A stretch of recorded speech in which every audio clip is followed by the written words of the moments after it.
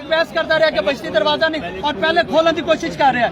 اے شریعت محمدی وچ کوئی شخص کوئی مولوی کسی دے باپ دا جنازہ نہیں پڑھا سکتا. اے منیجر اوقاف اور ایڈمنسٹریٹر انہوں نے زیادتی کی ہے اور انہوں نے 850 سال رسومات نو پامال کرنے کی کوشش کی ہے. قبلہ اپنے ٹائم پہ پہنچ کر اور چابیاں نہیں دی. لباس صاحب آپ کیا کہیں گے کہ دروازہ نہیں کھولنے دیا گیا آپ کو؟ چابی لے کر کھڑے ہو گئے کہ ہم کھولیں گے. ہم نے کہا کیوں کھولیں گے آپ؟ ہمارے خاندان کی رسم ہے, ہم وارث ہیں. یہ کون ہوتے ہیں ہم اس درگاہ کے وارث ہیں. ہمارے باپ دادا کی یہ قبریں ہیں, نہ محکمہ اوقاف کی قبریں ہیں, نہ ان کا تعلق ہے یہاں سے.